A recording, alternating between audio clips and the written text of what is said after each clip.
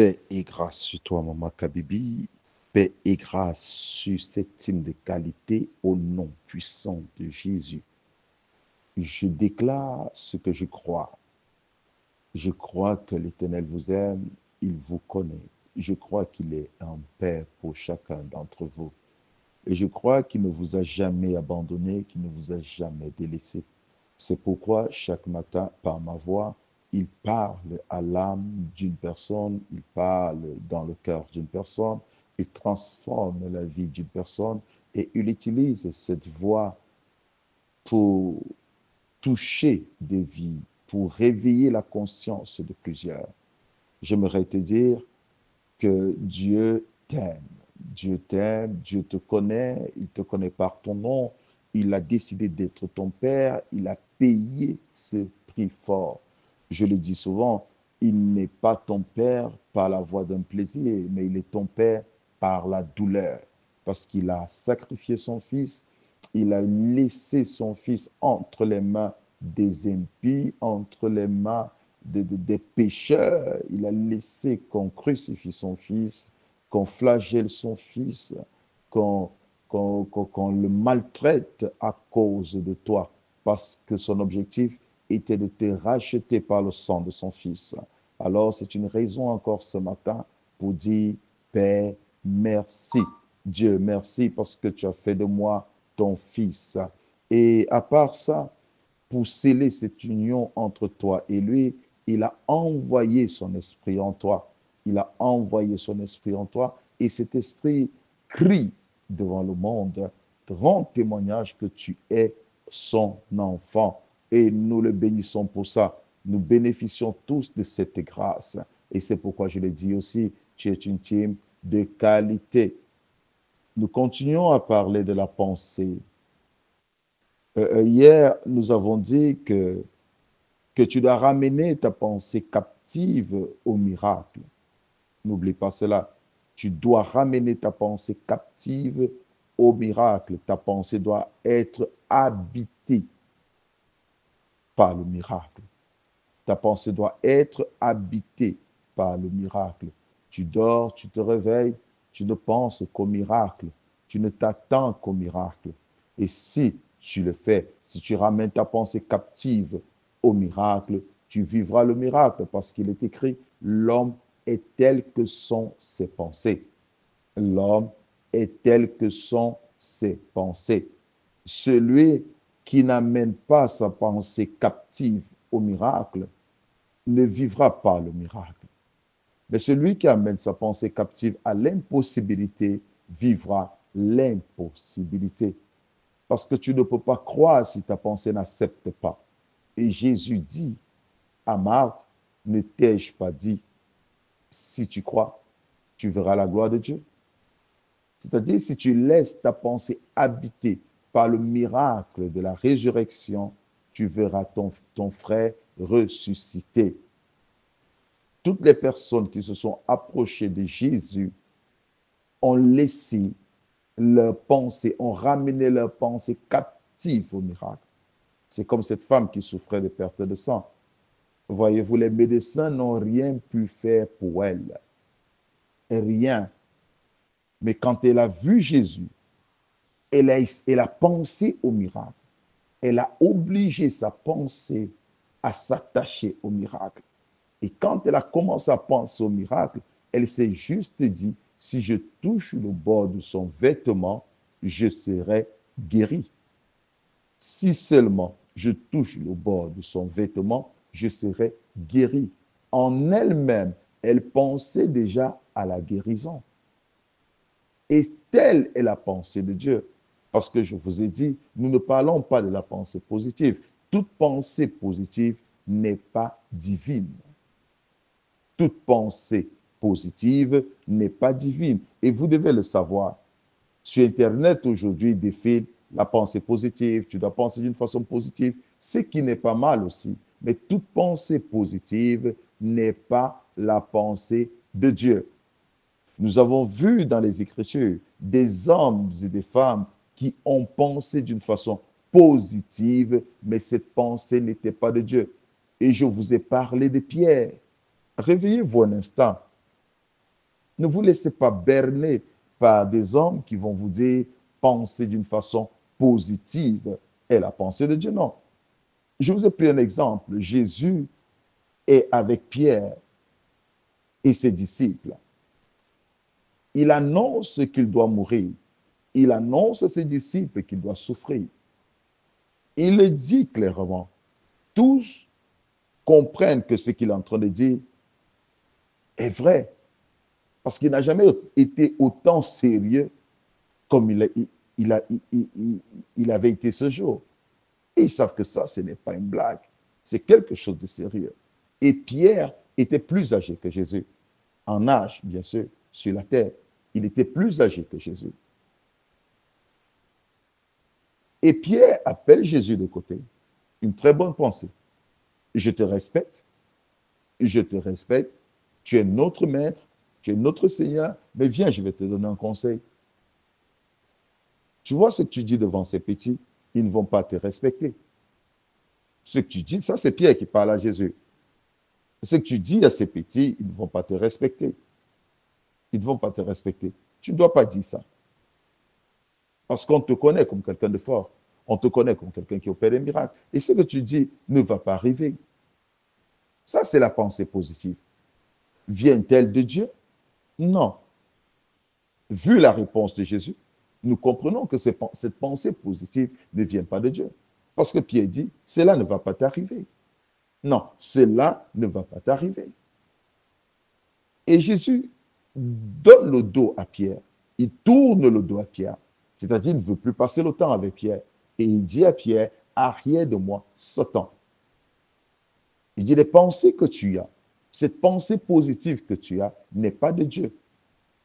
Elle est de la chair. Elle est de l'ennemi. Elle est inimitiée avec Dieu. Ce n'est pas une pensée divine. Cette pensée positive que tu as, Pierre, n'est pas une pensée divine. Et c'est pourquoi je suis en train de dire, et je le confirme encore, que toute pensée positive n'est pas de Dieu. Et il est important de laisser ta pensée habiter par la pensée de Dieu. Et oui, tu dois te laisser habiter par la pensée de Dieu. Qu'est-ce que Dieu dit? Qu'est-ce que Dieu t'a dit? Qu'est-ce que Dieu t'a dit? Et c'est pourquoi je te dis, ramène ta pensée captive à la parole. Et si tu ramènes ta pensée captive à la parole, au miracle, tu vivras le miracle. Le miracle sera ton quotidien. Et c'est pourquoi David dit, je ne mourrai pas, je vivrai, je raconterai les merveilles de Dieu. Il a ramené sa pensée captive au miracle. Il dit, peu importe les montagnes, peu importe la vallée, peu importe le nombre de mes ennemis, je ne mourrai pas, je vivrai. Parce qu'il sait que sortir de ce milieu, ça ne sera que par la voie des miracles. Il a vu comment Dieu l'a arraché littéralement de l'ours et de lion. Il a vu Dieu lui donner la victoire sur Goliath. Il conclut en disant que sa vie n'est qu'une vie de miracle. Il a cru en Dieu. Il a espéré en Dieu. Et Dieu l'a secouru.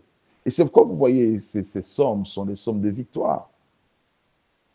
Et aujourd'hui, nous parlerons de quelque chose de très important. Quelque chose que beaucoup d'enfants de Dieu ont tendance à ignorer. Je veux que tu laisses ta pensée habiter des images. Tu permets que ta pensée soit captive aux images. Je veux dire, penser aux images et non à la lettre. Penser en images et non en la lettre. Je reprends le sujet d'aujourd'hui, c'est penser en images et non en la lettre. Je vais te prendre un exemple simple pour que tu comprennes ce que je suis en train de dire. Par exemple, nous voyons le psaume 23. David dit, L'Éternel est mon berger et je ne manquerai de rien. L'Éternel est mon berger, je ne manquerai de rien. C'est la lettre. Et si tu penses en la lettre, tu ne vas pas vivre la puissance de ce somme. Si tu penses à la lettre, en la lettre, tu ne vivras pas la puissance de ce somme. Ça restera écrit dans ta pensée. Ah, l'Éternel est mon berger, je ne manquerai de rien. Mais si tu commences à penser en image, tu te fais l'image d'un bon berger. Cela habite dans ta pensée. Tu te fais une imagination. Tu te fais une image d'un bon berger. Ce berger qui prend soin de ses brebis, qui aime ses brebis, qui les protège, qui prend soin de ses brebis. Tu te mets à la place de cette brebis et tu mets Dieu à la place de ce berger.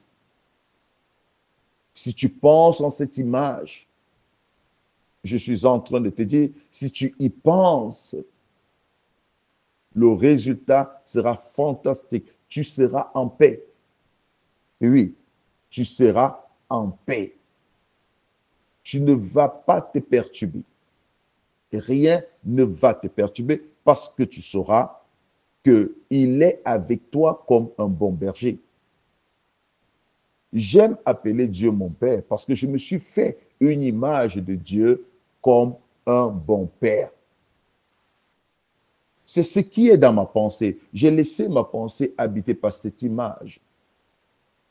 Je me dis souvent, si mon père m'a brûlé la main pour que je devienne un bon garçon et que ceci n'a pas marché, mais Dieu a apporté son amour. Il m'a comblé de son amour. Et je le vois, j'ai laissé ma pensée habiter par cette image. J'ai laissé ma pensée habiter par cette image. Un bon père qui m'a donné des câlins et qui m'a arraché avec douceur et amour. Où mon père dans la chair n'a pas pu m'arracher. Où mon père dans la chair a utilisé la violence pour m'arracher. Parce qu'il n'avait pas cette sagesse divine. Et quand je regarde Dieu aujourd'hui, je le vois comme ce Père qui est capable de me donner ce dont j'ai besoin. Je me fais une image de ce bon Père, une image de ce Père puissant, une image de ce Père grand. Je me dis, c'est lui qui a créé les cieux et la terre. Et quand je regarde les cieux, je regarde la terre, je vois Dieu en train de le faire. Je le vois en train de le faire. Et je me fais une image de cela. Je pense en image. Je quitte la lettre. Et ceci apporte un résultat. Toutes les personnes dans la Bible qui ont vécu la main et la puissance de Dieu ont pensé en image. Ont pensé en image. Ils n'ont pas pensé en la lettre. L'imagination est un don divin. C'est une faculté qui vous permet de concevoir ce que vous allez recevoir. Je reprends. L'imagination est un don divin. C'est aussi une capacité, une faculté qui vous permet de concevoir, oui, une capacité, une faculté qui vous permet de concevoir ce que vous allez recevoir. Et Dieu a toujours utilisé des images pour parler. Dieu a toujours utilisé des images pour parler. Une vision naturelle est une image. C'est pourquoi Jésus dit, la nature ne vous enseigne-t-elle pas?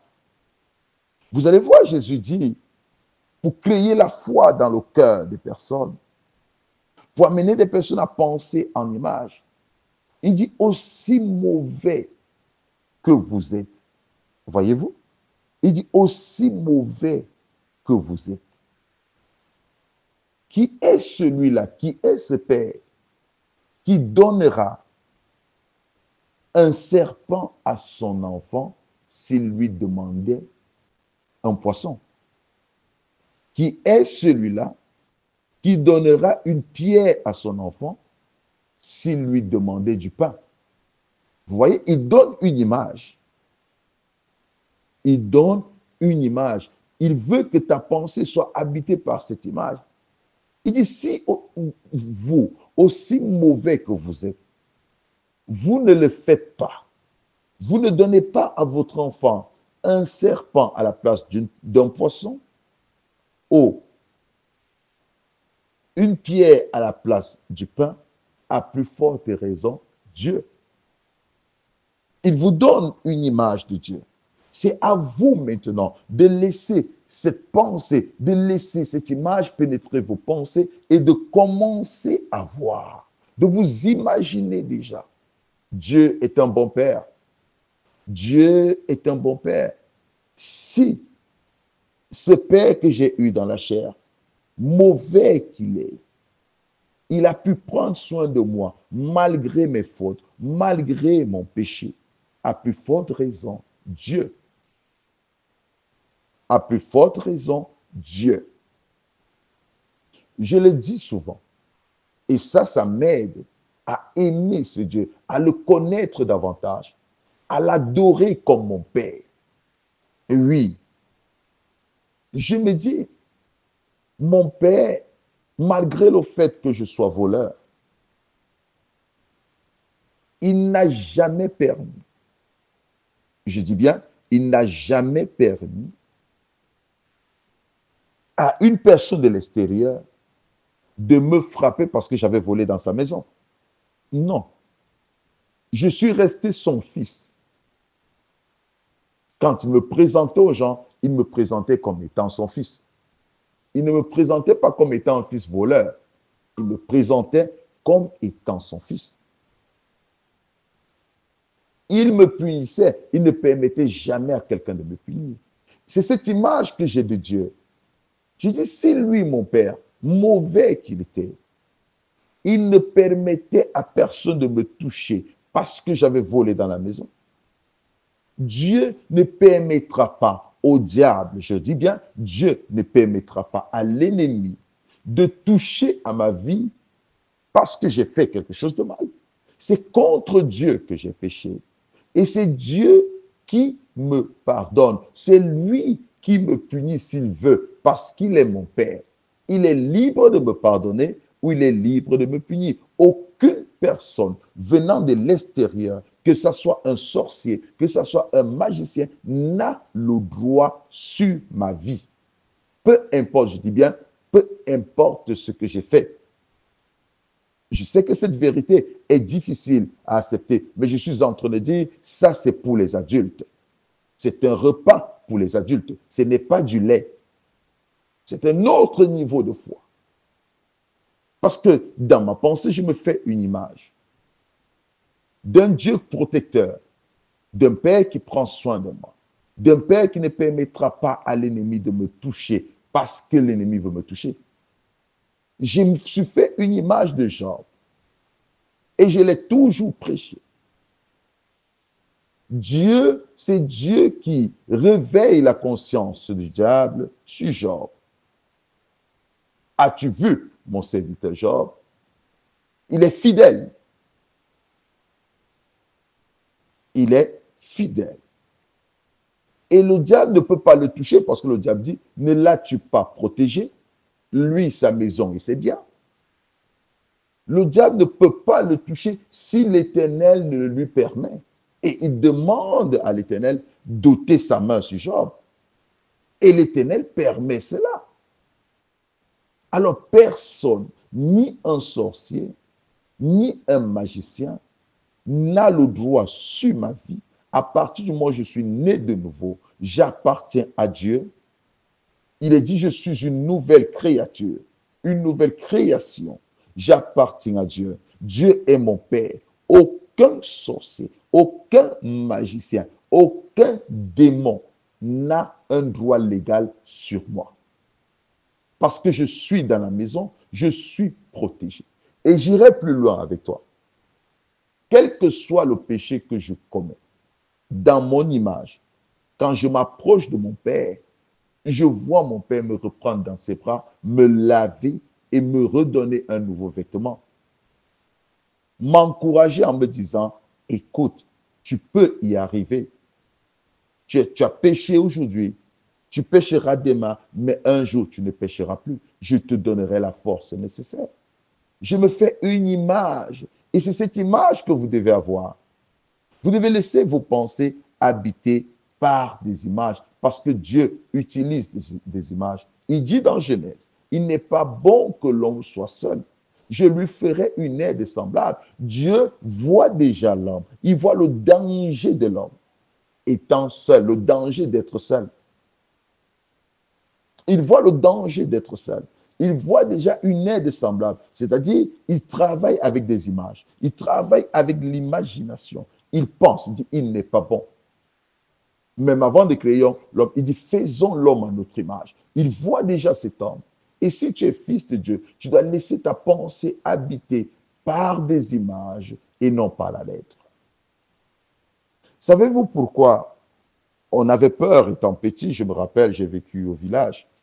J'ai passé parfois le temps, on allait passer le temps au village parce que c'est la culture de beaucoup de personnes, de certaines personnes. Il y a certaines personnes qui n'ont pas eu cette grâce d'aller au village, mais nous avons eu la grâce d'aller souvent au village. Pourquoi on ne sortait pas dans la nuit? Parce qu'on nous disait souvent que ce n'est pas bon de sortir dans la nuit. C'est tout ce qu'on dit. Que tu ne peux pas sortir dans la nuit. Si tu as besoin de faire pipi, écoute, voilà un pot, un vase, tu vas faire pipi dans le vase. Mais tu ne peux pas sortir dans la nuit.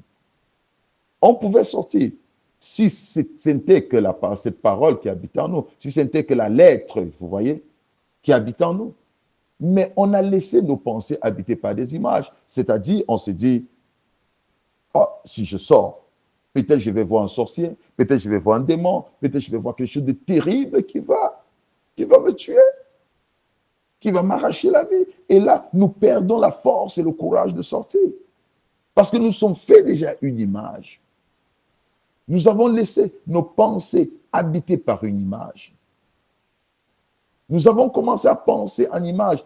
Nous ne pensons plus à la lettre, mais nous avons commencé à penser en image. Nous avons commencé à penser en image. Et cette pensée en image que nous avons nous empêche de sortir. Nous voyons le danger déjà. Nous voyons ce qui va nous arriver. Je vais prendre un autre exemple simple. Je suis ici pour t'amener à comprendre la puissance, l'impact de la pensée en image. Nous allons lire Jérémie, s'il vous plaît. Jérémie, chapitre 1, versets 4 à 5. Jérémie, chapitre 1, versets 4 à 5. La parole de l'Éternel me fut adressée en ces mots. Avant que je t'eusse formé dans le sein de ta mère, je te connaissais. Et avant que tu fusses sorti de son sein, je t'avais consacré.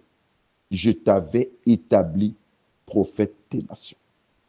Il dit, avant que je t'eusse formé dans le sein de ta mère. J'aimerais que tu aies cette image. Dieu a une image de Jérémie avant même qu'il ne soit formé dans le sein de sa mère. Il a une image de Jérémie. Il voit Jérémie non pas comme un homme ordinaire dans sa pensée, dans son imagination. Il ne voit pas simplement un fils dans cette maison, mais il voit un prophète. Il dit, je t'avais établi. Je t'avais établi. Il dit, je te connaissais. C'est-à-dire, je t'avais déjà vu. J'étais avec toi. Tu étais avec moi. Il dit, je t'avais consacré. Je t'avais mis à part. C'est dans la vision de Dieu. Cet enfant qui va naître dans cette famille est déjà mis à part, est déjà mis de côté, établi comme prophète des nations. Établi comme prophète des nations. Dieu a cette image. Il parle avec Jérémie. Il montre avant même ton existence. Je te voyais déjà. Je te voyais déjà. Des choses que vous avez comme image. Des choses que vous avez comme image s'accomplissent. Je dis bien, des choses que vous avez comme image s'accomplissent. Ces choses s'accomplissent. Et vous devez y penser. Vous devez y penser. Si vous arrêtez de penser, vous vous tuez vous-même. Si vous arrêtez de penser en image, vous vous tuez vous-même. Parce que cette parole que vous avez, c'est la lettre. Il est écrit, la lettre tue. C'est l'esprit qui vivifie. La lettre tue. L'esprit donne vie à la lettre. L'esprit donne vie à la lettre. Vous devez voir. Vous devez vous imaginer tout ce qui est écrit. L'Éternel est mon berger. Voyez un berger. Voyez un berger. Il dit, voici des miracles qui accompagneront ceux qui auront cru. En mon nom, ils chasseront des démons. Faites-vous une image de quelqu'un de très grand, de quelqu'un qui chasse des démons, de quelqu'un dont les démons ont peur. Faites-vous cette image et vous n'aurez plus peur. Parce que la peur aussi vient de ce que nous avons comme image, de ce que nous nous faisons comme image. La peur vient du fait que nous pensons en image. Pourquoi beaucoup ont peur des sorciers? Parce qu'ils savent, ils ont une image. Ils ont une image d'une personne, d'un esprit maléfique qui tue les gens. Si on te dit que dans cette eau, il y a du poison, même s'il n'en avait pas, tu ne vas pas boire cette eau. Parce que tu connais ce qui va t'arriver si tu bois cette eau. Tu le sais, parce que tu t'es fait une image. Mais en réalité, il n'y a pas de poison. Tu t'es fait une image. Il y a un homme de Dieu qui a rendu témoignage. Il dit, il était dans un laboratoire chimique, il avait soif. Il a vu un bidon d'eau. Pour lui, c'était un bidon d'eau. Parce qu'il n'y avait rien d'écrit. Il a pris le bidon, il a bu. Et on lui a dit que c'était de l'acide et de lavande. Je ne sais pas comment on appelle cela. Vous qui êtes la scientifique, vous pouvez savoir. On a dit que c'était l'acide de quoi, je ne sais pas bien. Et puis, il a dit non, je n'ai pas bu l'acide, j'ai bu de l'eau. L'imagination. Il s'est fait une image de l'eau. Il a vu de l'eau. Il n'a pas vu de l'acide. Il a vu de l'eau et il a bu. Il a vu de l'eau et il a bu. L'imagination. Beaucoup de personnes ont tué leur destinée à cause seulement de l'image qu'ils se sont fait. Jérémie, nous allons continuer. Vous allez comprendre ce que je suis en train de dire. Jérémie chapitre 1, verset 6. Jérémie répondit, « Ah, Seigneur éternel, voici, je ne sais point parler, car je suis un enfant. » Verset 7. Et l'Éternel me dit, « Ne dis pas, je suis un enfant, car tu iras vers tous ceux auprès de qui je t'enverrai, et tu diras tout ce que je t'ordonnerai. » Jérémie ici, devant une grande destinée, la vision qu'il a de lui peut être un obstacle pour sa destinée. Il a une image de lui. Il s'est fait une imagination, loin de l'imagination que Dieu a de lui. Loin de l'imagination que Dieu a de lui. Et il dit à Dieu, je ne suis qu'un enfant. C'est-à-dire, devant tout ce monde-là, je ne suis qu'un enfant. Pourtant, Dieu dit qu'il a été mis à part et établi. Il n'a pas dit, je vais t'établir. Il dit, il a été mis à part avant qu'il ne soit dans le sein de sa mère et établi pour être prophète. Ça veut dire qu'avant que ces personnes existent, Jérémie existait déjà. Mais Jérémie, il ne voit pas son existence avant ces personnes, mais il se voit après ces personnes. C'est pourquoi il dit, je ne suis qu'un enfant. Je ne peux pas parler à ces grandes personnes. Il s'est fait une image. Il se limite. Parfois, notre image nous limite. L'imagination que nous avons de nous-mêmes peut nous limiter. Et l'imagination que nous avons de nous-mêmes peut nous donner accès aux grandes choses. Je reprends. L'imagination que tu as de toi peut te limiter. Et l'imagination que tu as de toi peut t'ouvrir des portes. L'imagination que tu dois avoir de toi doit être l'imagination de Dieu. Comment Dieu te voit. Comment Dieu te voit. Et toi, maintenant, dans ta pensée, tu dois t'accepter tel que Dieu te voit. Tu dois croire à ce que Dieu dit de toi. Qui es-tu? Il dit, tu es prophète. Jérémie dit, non. Je suis qu'un enfant, je ne sais pas parler. Et Dieu lui dit, ne dis pas ça. Ne dis pas que tu es un enfant. C'est-à-dire, enlève cela de ta pensée. Ce n'est pas ma pensée. Ce n'est pas ma pensée.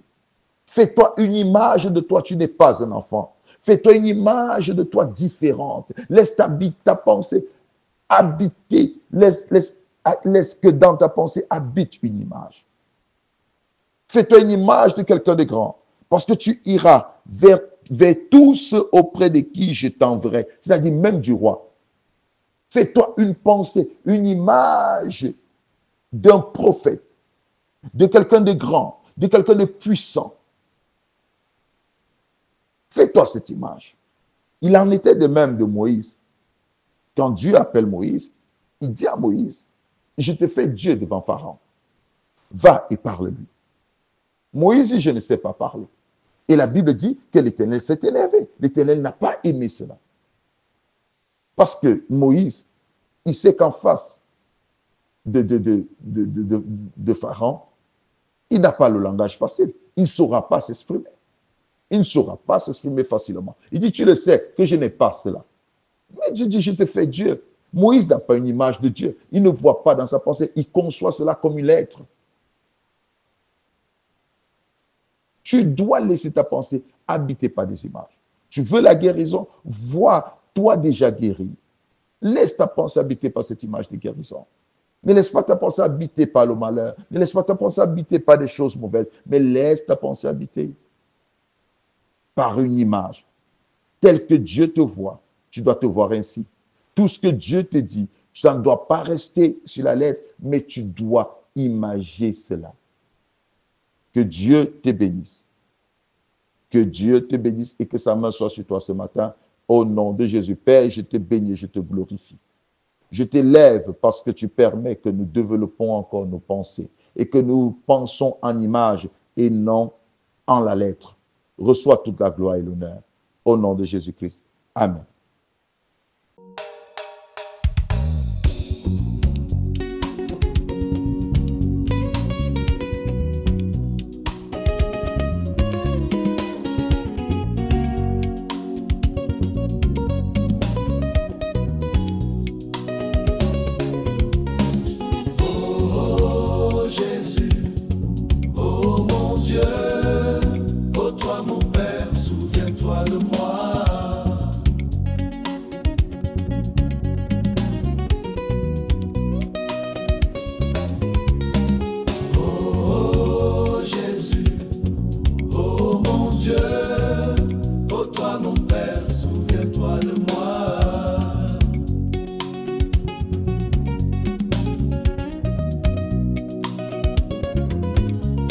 Mon cœur est disposé à te servir, Père. Oh oui, mon cœur est disposé à te suivre, Père. Souviens-toi de moi. Oui, souviens-toi de moi. Souviens-toi de moi. Oui, souviens-toi de moi.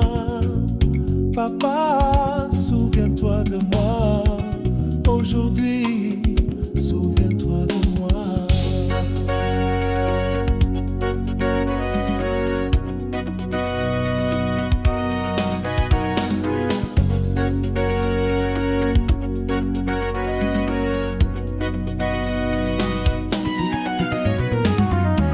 Je t'en supplie, souviens-toi de moi.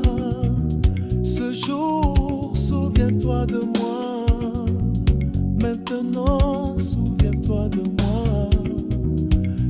te plaît.